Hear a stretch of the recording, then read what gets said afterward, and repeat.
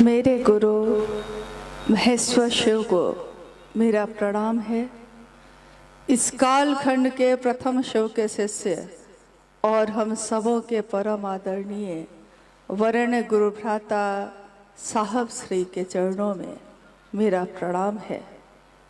शक्ति स्वरूपा माँ नीलमानंद जी के चरणों में मेरा प्रणाम है और सिवान जिले के इस स्थान पर उपस्थित आप सभी गुरु भाई गुरु बहन के चरणों में मेरा प्रणाम है। हम सभी का परम सौभाग्य है कि आज उस धरती पे शिव के गुरु चर्चा में शामिल होने का मौका मिल रहा है, जिस धरती पे सन 1948 में 31 अक्टूबर और दिन दीपावली का साहब श्री हरिंद्रानंद जी का जन्म हुआ। जिस धरती पे साहब जन्म लिए, मैं नित नित शीश झुकाता हूँ। मैं शिव गुरु का चेला हूँ, साहब की बात बताता हूँ। हम सभी लोगों को साहब ने शिव का शिष्य बनाया।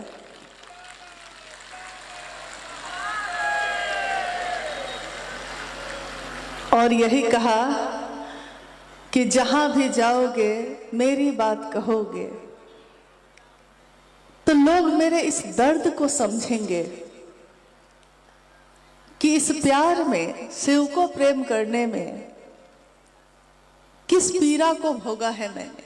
इस पीड़ा में भी दर्द है लेकिन आनंद है। दुनिया के असंख्य लोग जिन्होंने शिव को अपना गुरु माना है, उन्होंने मेरे इस संदेश को तो सुना है कि शिव मेरे गुरु हैं, आपके भी हो सकते हैं, और इस संदेश को सुनकर शिव को अपना गुरु बनाया है। लेकिन इस संदेश को दुनिया तक पहुंचाने में मेरे दिल पे क्या क्या बीता है, ये किसने जाना है, किसने सुना है। अभी जब भजन बज रहा है तो उसकी आवाज हम सुन रहे हैं, हमें अच्छा लगता है, तालियां बजाते हैं। लेकिन जिस नाल को बजाया जाता है, उस नाल को, उस मधुर ध्वनि को निकालने के लिए चोट सहनी पड़ती है, प्रहार सहना पड़ता है। हारमोनियम को तारों पे उसके दबाव न दिया जाए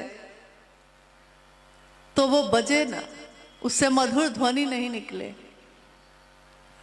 एक मानव के शरीर में जन्म लेने वाले साहब हरिंद्रानंद जी, और आपने अभी सुना कि सन 1974 में उन्होंने शिव को अपना गुरु बनाया और आज 2024 में हम सब पहुंच गए। शिव की शिष्यता का इस कालखंड में 50 साल गुजर रहा है। एक दिन वो शिव की ऊर्जा जिनके हृदय में, जिनके मन में उतरी थी, क्योंकि उस दिन आरा के गांगी शमशान में साहब हरिंद्रानंद जी के मन में ये विचार ही तो आया था। विचार तो हमारे आपके मन में भी आते हैं, असंख्य आते हैं, आते ही रहते हैं, क्योंकि मन एक मशीन है, अदृश्य, दिखाई नहीं देती, लेकिन प्रतिपल हर क्षण विचारों को पैदा करती रहती है। तो हमारे आपके मन में भी विचार पैदा होते हैं। हमारे मन में जो विचार पैदा होते हैं वो पैदा होते हैं लेकिन टूट जाते हैं, हम उसमें ठहरते नहीं।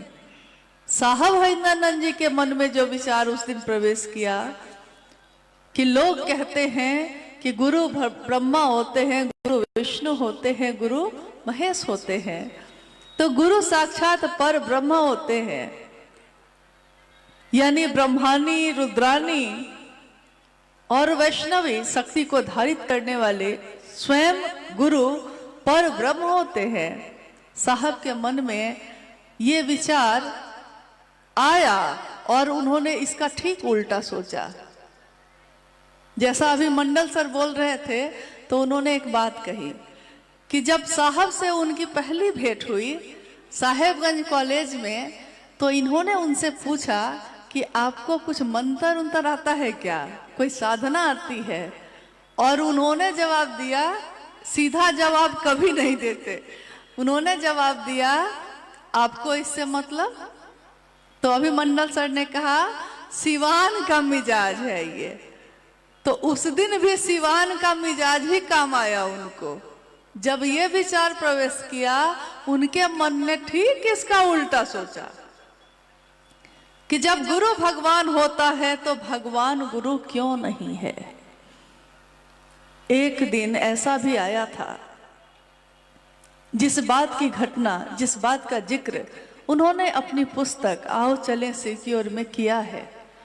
उन्होंने कहा कि जब मैं छोटा था और 12 साल की उम्र में कुछ तांत्रिक लोगों के संपर्क में आया, शमशान जाने लगा, तो मेरे घर और मेरे घर के आसपास के लोग मेरी माँ से कहते थे कि आपका बेटा बिगड़ गया है, विक्षिप्त हो गया है, गलत रास्ते पे चलने लगा है। कोई भी माँ जब ये सुनती है तो उसको अच्छा नहीं लगता। उसको तो इसमें गर्व है कि लोग उसके बच्चे की बड़ाई करें। बच्चे की शिकायत होती है तो बच्चा शर्मिंदा हो या ना हो, माँ बाप तो होने लगते हैं। उनकी माँ को भी बड़ी तकलीफ हुई थी।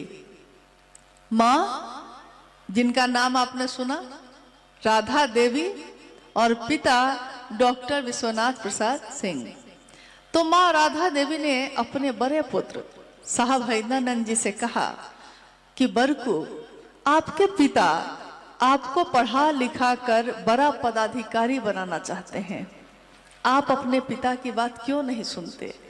आप पढ़ लिख के कुछ बड़ा करिए, पदाधिकारी बनिए, ताकि आपके भाई बहन भी आपको देखकर वैसा कर सके।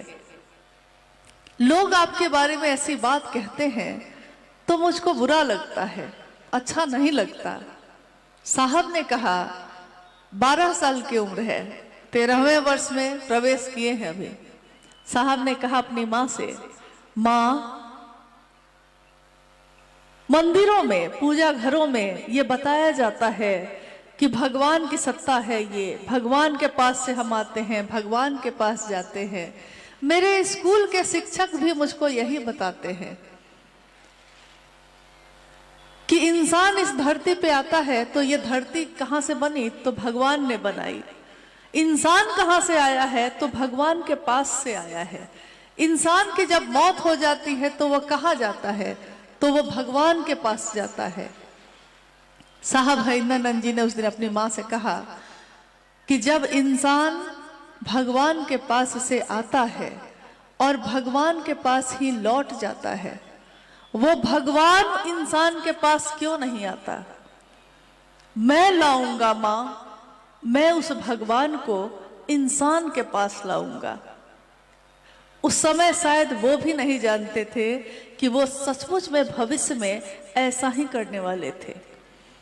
साहब और दीदी के जीवन की कितनी घटना हम सुनते हैं। उन घटनाओं को सुनकर हम सोचते हैं कैसा समय होगा वो, कैसे लोग होंगे वो जो उनके साथ उस समय चले, जिन्होंने उनका ये रूप देखा, जिन्होंने शिव शिष्यता के बीज को धरती पे लगते देखा है। हम आज तो पौधों को देखते हैं, जैसे इन खेतों के बीच में हम बैठे हैं, तो जब खेतों में पौधे लगेंगे तो हमको दिखाई देंगे। लेकिन कुछ लोग तो वैसे भी हैं जिन्होंने बीज को धरती पे लगते भी देखा। आइए आज इस धरती पे, हमारे साहब की धरती पे बैठे हुए हम सभी शिव के शिष्य उस समय को याद करते हैं जिस वक्त में मैंने या आप में से हर व्यक्ति ने शिव को अपना गुरु बनाया था। साहब कहते हैं जिस दिन आपने शिव को अपना गुरु बनाया था, उस समय आपका मन कैसा था? क्या सोच के बनाया था आपने? कितने अच्छे मन से बनाया था, कितनी मोहब्बत से भरा हुआ दिल था। मोहब्बत का रास्ता है ये, प्रेम का रास्ता है ये। आपने सोचा था शिव मेरे गुरु हैं, दूसरों के भी होंगे, मैं ये काम करूंगा। साहब आप कहिए ना, आप जो चाहते हैं बिल्कुल वैसा ही करूंगा। लेकिन कुछ वर्ष क्या बीते, कुछ वर्ष बीतते बीतते अब लोगों की भीड़ आ गई, सम्मान आ गया, सुविधाएं आ गई, कितनी चीजें आ गई, अहंकार आ गया। और जब ये सारी चीजें आ गई तो आपने सोचा कि चले थे मोहब्बत से, लेकिन आज तिजारत हो गई। तिजारत का अर्थ होता है व्यापार। हम जिसको अपना समझते हैं हम उसका व्यापार नहीं करते। जो मेरा है मैं उसका व्यापार करूंगी, कभी भी नहीं। अपने बेटे का व्यापार नहीं करते, अपने परिवार का व्यापार नहीं करते। साहब ने यही चाहा कि उस शिव को भी जिस दिन आपने कहा है कि हे शिव आप मेरे गुरु हैं, मैं आपका शिष्य हूं, मुझ शिष्य पर दया कर दीजिए, आप उस महादेव का व्यापार मत करिएगा, किसी कीमत पे मत करिएगा। तो उन्होंने जो कहा है उसमें ताकत है। तो कुछ क्षण का समय और है हमारे आपके पास, फिर तो हम भी लौट जाएंगे, फिर तो आप भी लौट ही जाइएगा। लेकिन इन 50 वर्षों में साहब ने जो चाहा, हम में से कितने लोग उस चाहत पे खरे उतर रहे हैं, इसको तो सोचना होगा। किस शिव को गुरु बनाने के लिए उन्होंने कहा? जिस दिन उन्होंने कहा था ये महादेव शिव उनको अपना गुरु बनाओ, ये शिव कौन है? जिस शिव के बारे में हमारे धर्म ने, हमारे शास्त्र ने, हमारे ऋषियों और मुनियों ने कहा कि शिव की इच्छा में इतना बल है, इतना बल है, शिवेच्छा बली असी, उस शिव की इच्छा में इतना बल है कि वो इच्छा करते हैं और सृष्टि पैदा होती है, पैदा होती है, रहती है और टूट जाती है। शिव की इच्छा में इतना बल है कि बस उनको इच्छा ही तो करनी है और कुछ भी नहीं।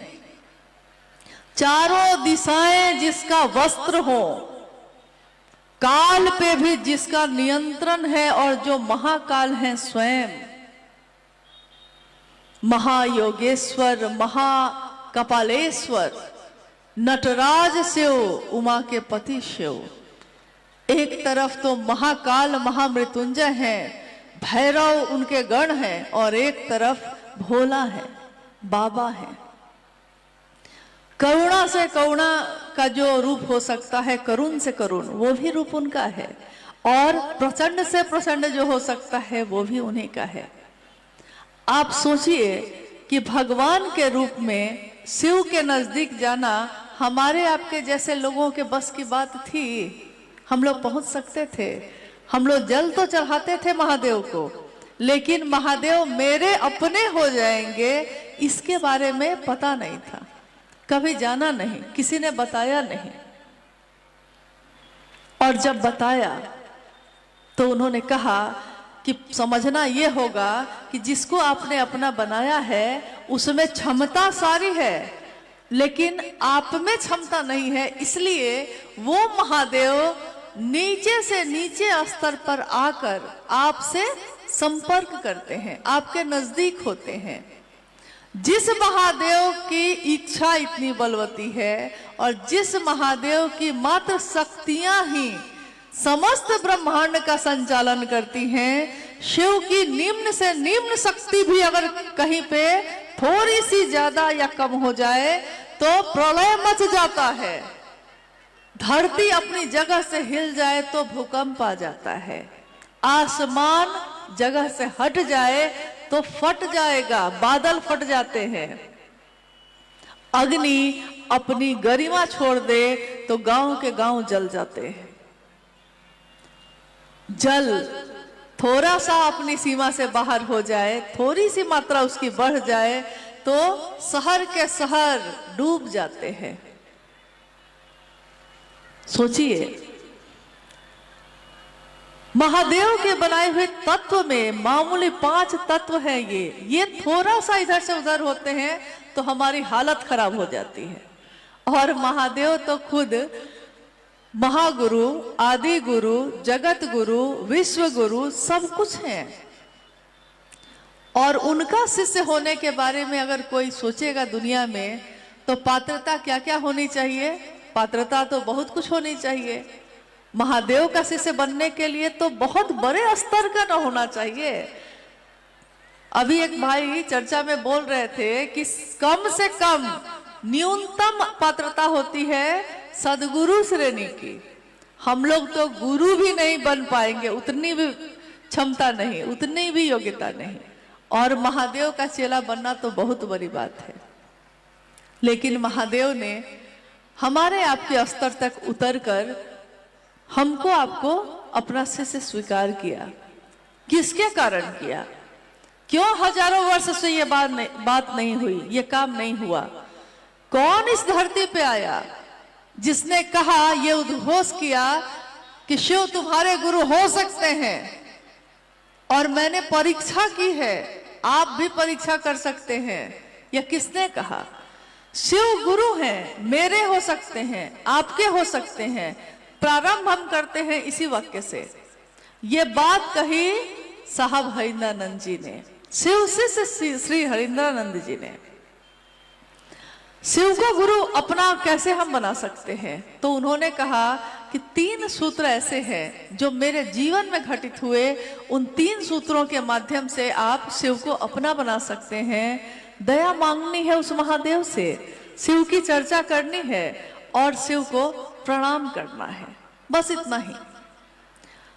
आज तक तो लोगों ने कहा था, पूजा पद्धति ये कहती है कि हजारों मंत्रों का जप करिएगा तब कहीं कोई मंत्र सिद्ध होगा। लाखों योनि में आने के बाद कहीं मानव का तन मिलेगा। शिव की निम्न से निम्न शक्तियों से भी संपर्क करने के लिए बीज मंत्रों का प्रचलन, यानी एक तरफ हम लोग को कहा जा रहा है कि मात्र इतना करिए और आपका शिव से संपर्क हो जाएगा, और एक तरफ कहा जा रहा है कि वो महादेव तो इतने बड़े हैं, तो हम आप उनसे संपर्क कैसे करें? 3 सूत्र साहब ने दिए और इन 3 सूत्रों में दया मांगने की बात कही। दया मांगना, याचना, दया की याचना, यानी भक्ति की अभिव्यक्ति है ये। दया की याचना करना कौन मांगता है? दया जो पूर्ण समर्पित नहीं होगा वो दया मांग ही नहीं सकता। जब तक हमारा मन झुकेगा नहीं, हम महादेव से दया मांगेंगे कैसे? हे शिव, आप मेरे गुरु हैं, मैं आपका शिष्य हूं, मुझ शिष्य पर दया कर दीजिए। ये बात मेरे मुंह से तो निकलेगी, लेकिन मेरे दिल में ये भाव होगा। ये होगा कैसे? जब तक भक्ति की अभिव्यक्ति नहीं होगी। और अभी तो विचार में ही बने हैं। विचार से भाव होगा, भाव से प्रेम होगा, प्रेम से न भक्ति होगी। अभी तो विचार में बने थे, लेकिन बार बार इस बात को दोहराते दोहराते हमारा मन एक दिन ये समझ जाता है कि शिव मेरे हैं, मैं उनका हूं। और हम शिव की चर्चा भी करते हैं। शिव की चर्चा यानी शिव की चर्चा के विभिन्न आयाम हैं, इसके बहुत सारे परिणाम हैं। एक, जब शिव की चर्चा हम करते हैं, हमारा मन अगर शिव की परिधि में नहीं होगा, शिव के घेरे में नहीं होगा, हम शिव की चर्चा कर ही नहीं सकेंगे, ना सुन सकेंगे, ना बोल सकेंगे। कोई अगर बोलेगा भी और सामने वाला बैठा है सामने, मन उसका कहीं और होगा, तो वो सुनेगा भी नहीं। कोई बोल रहा है और उसका मन भटक जाए, तो उसका मन अगर भटक गया तो वो बोल भी नहीं पाएगा। यानी शिव की चर्चा ध्यान की अनुपम विधा है।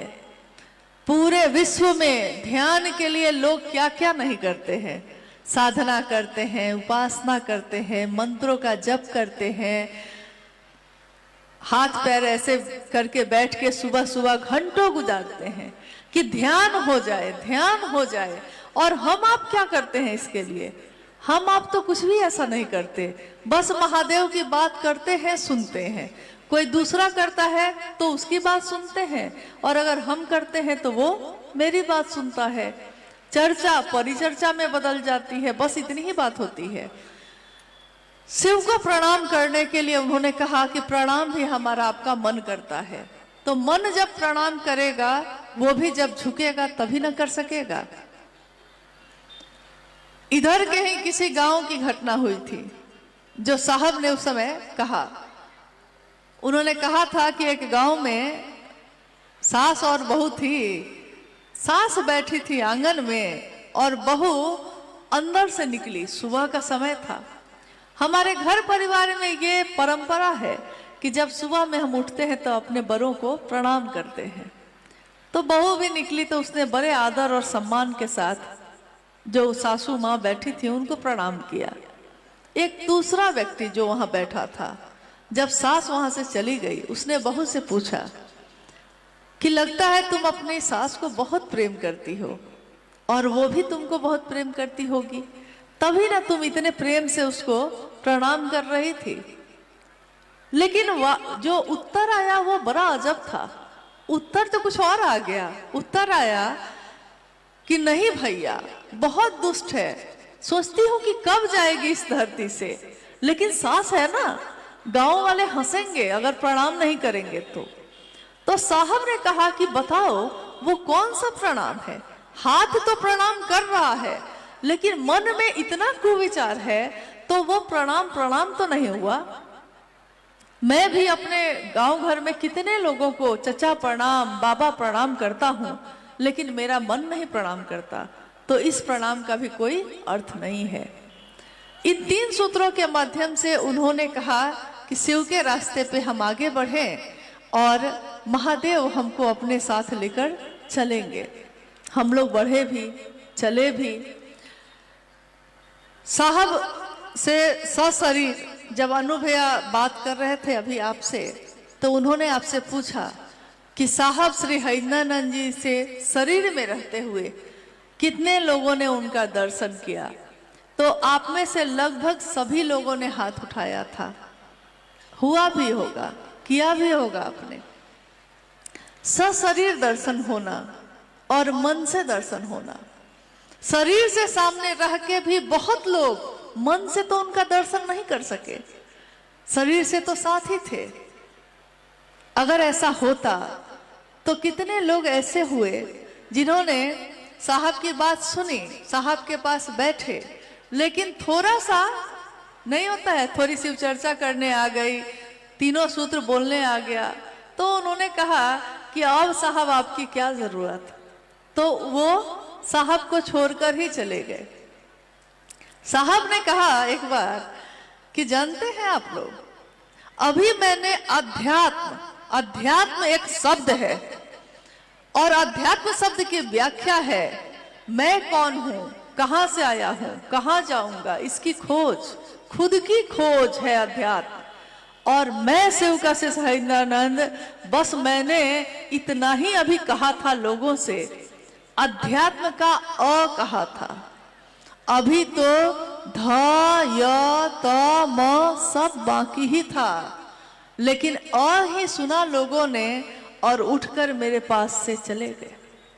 सोचा इतना ही बहुत है, इतना सीख लिया और मेरे पास से यानी मेरे से संपर्क से अलग हो गए। तो उन्होंने एक कहानी कही थी उस समय थोड़ा कम है और आप लोग भी अब सुबह से बैठे हैं, लेकिन उस कहानी को सुनना भी जरूरी है, मुझको लगता है। कहानी बस छोटी सी है। उन्होंने कहा कि एक व्यक्ति, एक आदमी ऐसा था जो पायलट बनना चाहता था। मतलब हम लोग भी बनना चाहते हैं, कोई मास्टर बनना चाहता है, कोई डॉक्टर बनना चाहता है, कोई इंजीनियर बनना चाहता है। वो व्यक्ति पायलट बनना चाहता था। पायलट मतलब जो हवाई जहाज को उड़ाता है।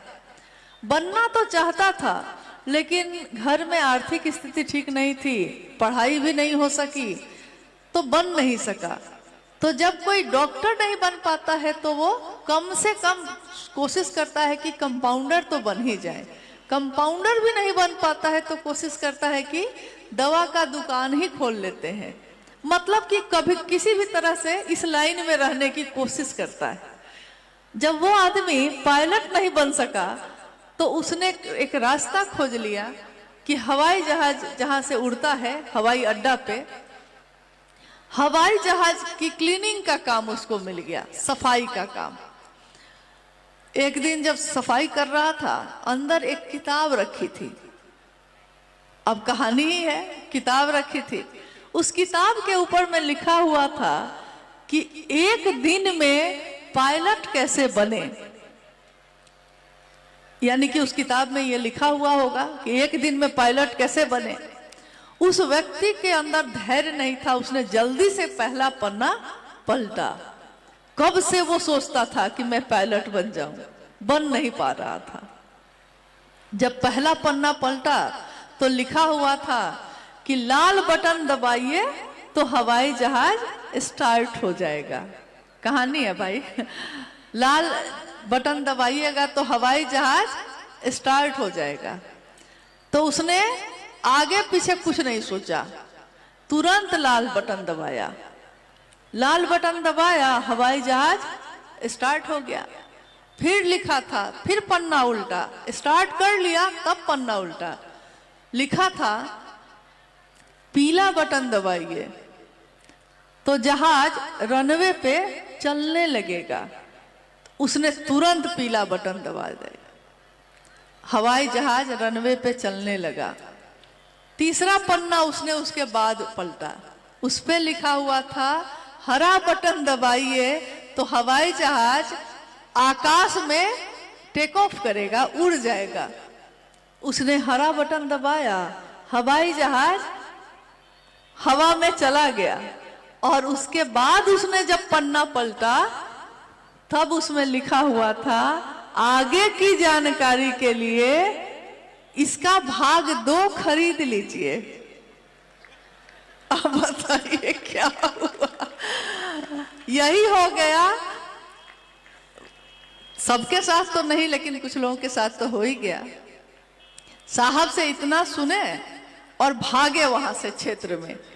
अब जैसा भैया अनु जी ने कहा अभी कि कोई कहता है कि मैं ही हरिंद्रानंद हो गया, कोई कहता है कि मुझको ही साहब ने मालिक बना दिया है, कोई कहता है मुझ में ही आध्यात्मिक संचरण हो गया है, कोई कहता है कि साहब ने वरिष्ठ समझ के मुझको ही संचालन का अधिकार दे दिया। स्वयं शिव के शिष्य हरिंद्रानंद साहब ने ये नहीं कहा अपने लिए। उन्होंने कहा मैं शिव का शिष्य हूँ, मेरे गुरु शिव हैं, तुम्हारे भी गुरु शिव हैं। जब भी कोई कष्ट लेकर भी गया तो उन्होंने कहा गुरु से दया मांगो, चर्चा करो और प्रणाम करना, थोड़ा सब ठीक हो जाएगा।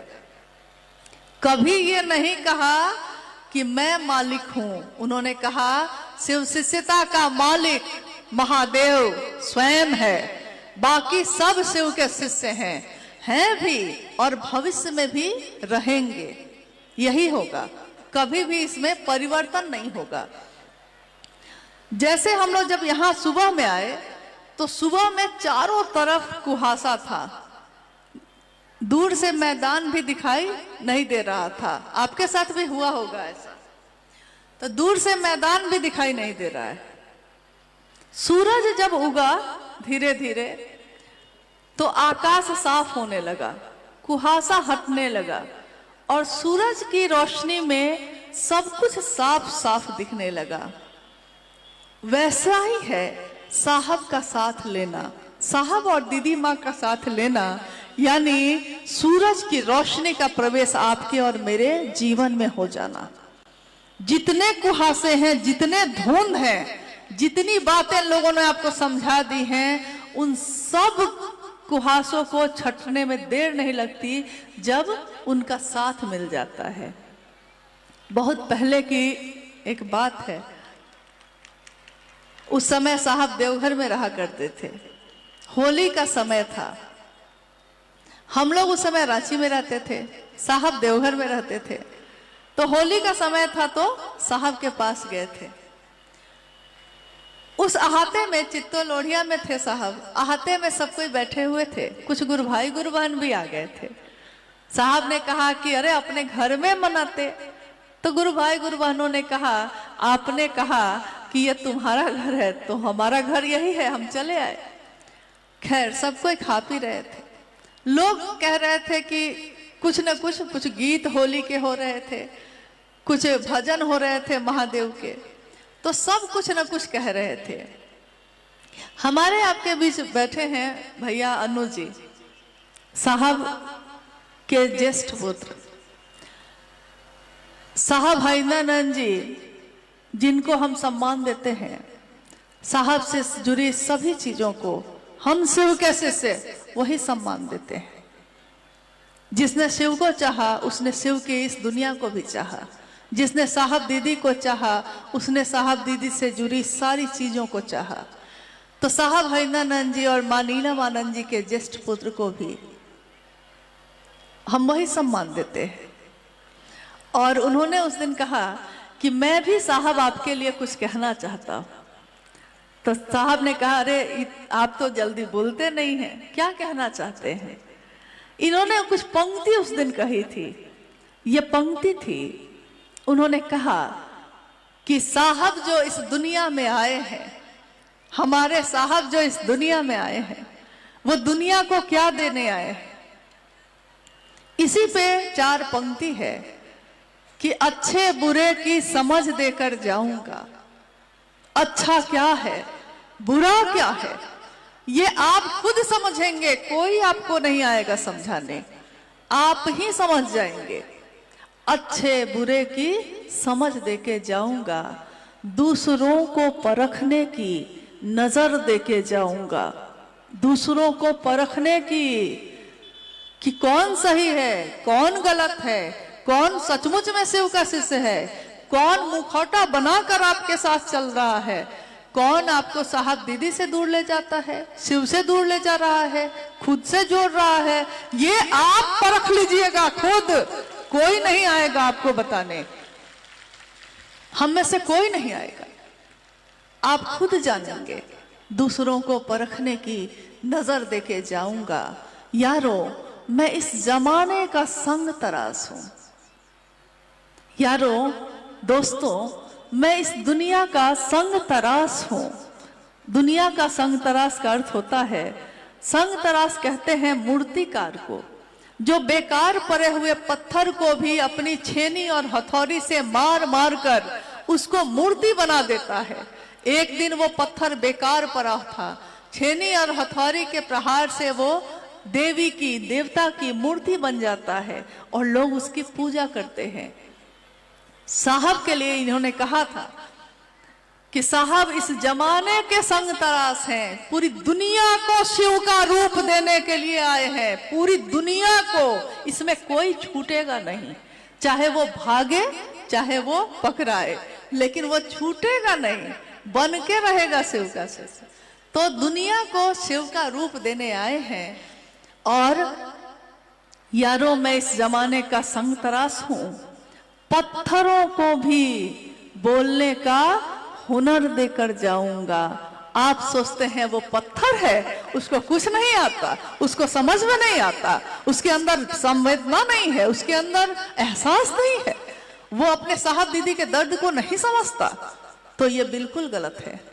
जिसको आप समझते हैं कि ये तो मामूली लोग हैं, जिसको आप मामूली समझते हैं, जिसको आप समझते हैं कि ये तो जंगल की घास है, अपने पैरों से रौंद सकते हैं हम, एक दिन याद रखिएगा, एक दिन वही घास इतनी बड़ी हो जाती है कि अपने को रौंदने वाले पैर को ही जकड़ लेती है और उसको रुकने पर विवश कर देती है।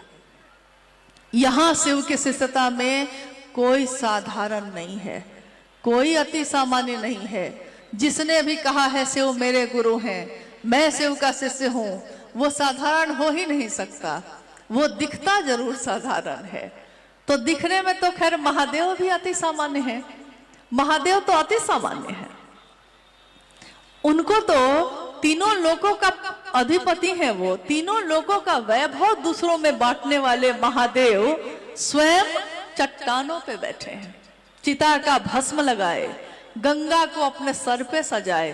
कलंकित चंद्रमा को आप कहते हैं वो व्यक्ति खराब है, ये अच्छा है, ये अच्छा है, ये मेरे साथ चलेगा, वो कलंकित है, वो खराब है, उसको अपने साथ नहीं लेंगे। अरे मेरे गुरु शिव ने ही उसको सिर पे धारण कर लिया। कलंकित चंद्रमा भी जिसके सिर पे शोभता है, जहर रखने वाला सांप भी जिनके गले में धारित है। इसका ये अर्थ नहीं है कि चंद्रमा कलंकित है तो महादेव ने उसको अपने सर पे शोभायमान किया है। जहर है सांप में तो अपने गले में लपेट लिया है, लेकिन सांप को भी पता होता है कि किसने लपेटा है गले में, तो वो अपने जहर को भी कोने में रख देता है। कलंकित चंद्रमा भी जानता है कि किसके सिर पे सजा है, तो वो अपने स्वभाव को भी भूलकर चुपचाप अपनी रोशनी बिखेरता है। तो महादेव जो करुणावतारम है, भोला है, वो महादेव त्रिशूल भी रखते हैं। जगत गुरु शिव कहते हैं साहब हरिनानंद जी के माध्यम से कि बनना है तो शिव बनो, बनो तो शिव, रहो तो शिव और जियो तो शिव। लेकिन इसके साथ वो ये भी कहते हैं कि शिव के लिए झुकना है तो पूरी तरह झुक जाना। शिव के लिए, महादेव के लिए झुकना पड़े तो झुक जाना, लेकिन अगर महादेव के बहाने व्यापार करता हो तो कभी मत झुकना। ये भी साहब ने कहा है। सिवान की धरती जो आध्यात्म की धरती है, सिवान का नाम ही पड़ा था सिवान। सिवान नहीं, ये जैसा बात हम कर रहे थे, सब यान पड़ा था। बुद्ध का शरीर जब मृत हो गया तो यहाँ से गुजरा था, जिससे उससे इसका नाम पड़ा सवयान, और धीरे धीरे अपभ्रंश होकर वो बन गया सिवान। तो ये आध्यात्मिक धरती है पहले से ही। देश जब आजाद हुआ, प्रथम राष्ट्रपति डॉक्टर राजेंद्र प्रसाद सिंह आप ही के सिवान के जीरादेई नामक जगह से हैं। इस कालखंड के प्रथम शिव के शिष्य साहब हरिनानंद जी, आप ही के जिला में उनका जन्म हुआ है। तो बहुत प्रथम है यहाँ, बाकी सब इसके बाद ही है। इसलिए इसकी गरिमा की रक्षा करने का दायित्व भी आपके हमारे सबके कंधों पे है। यहाँ से क्या हुआ, आपका हमारा कोई एक मामूली से मामूली कृत्य भी अगर गुरु की गरिमा को कलंकित करता है तो ये किसी भी शिव के शिष्य के लिए शोभनीय नहीं है। हमारे मन वचन कर्म ऐसे हो जिससे हमारे महादेव का नाम और बुलंद हो, लोग शिव शिष्यता का उदाहरण दे, कहे कि देखना है तो शिव के शिष्य के आचरण को देखो, जो वो कहता है वही करता भी है। यानी कथनी और करनी में अंतर नहीं होता, जो वो बोलता है वही वो जीवन में भी उतारता है। आइए, अगर समय थोड़ा है तो हम लोग, जिज्ञासा है कोई? जिज्ञासा बहुत है, लेकिन अब थोड़ा समय भी हो रहा है और आपको भी समय पे सुरक्षित अपने घर पहुंचना है। तो आइए हम लोग एक या दो जिज्ञासाओं पे बात कर लेते हैं। बोलिए। शिव की शिष्यता में गुरु भाई बहनों में बिखराव क्यों? पुनः प्रेम कैसे संभव है? शिव शिष्य परिवार परबत्ता प्रखंड खगड़िया से सवाल। अच्छा,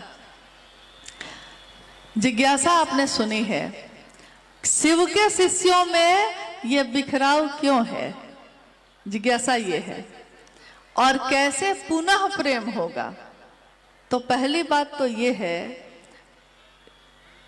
कि प्रेम एक बार हो जाए तो वो मरता ही नहीं है।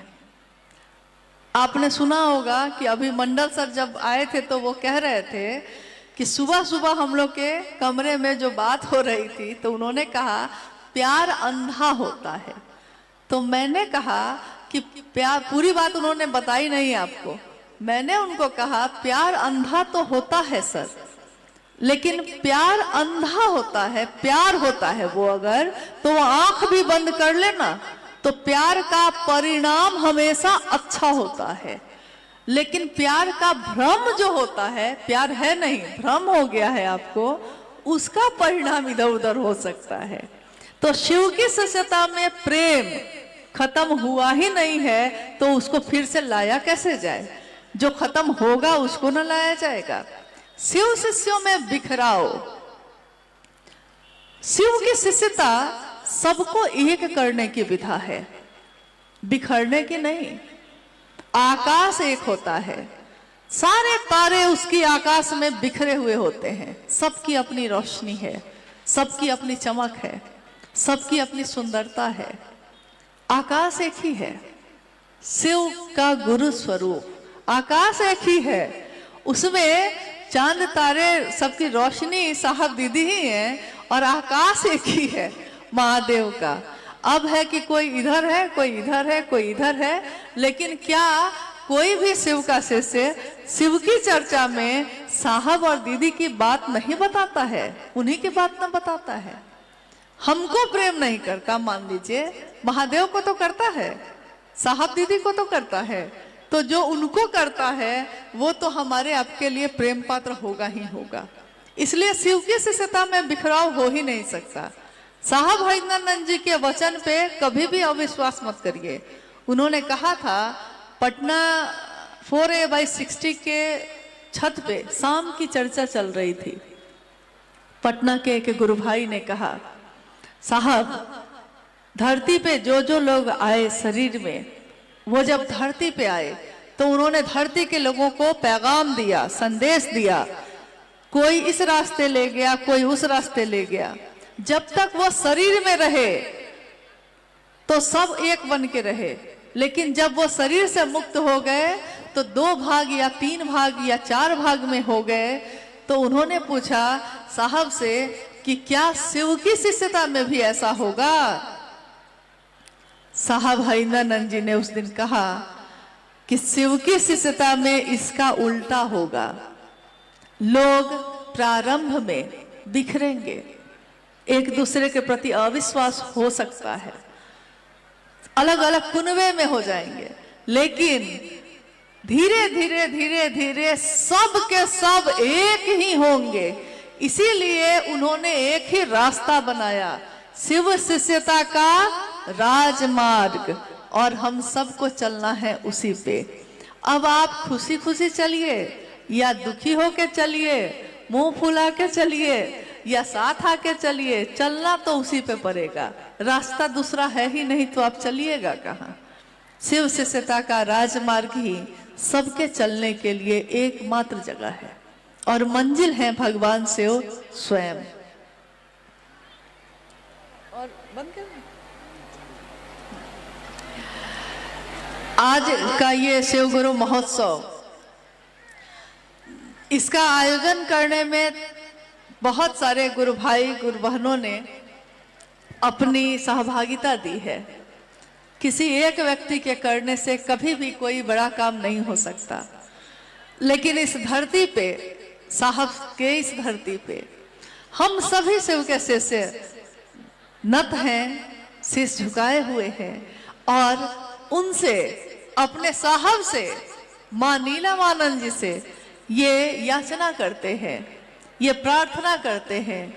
आपने शिव के लिए शिव को चाहा है, हम सभी शिव के शिष्य भी शिव के लिए शिव को चाहें।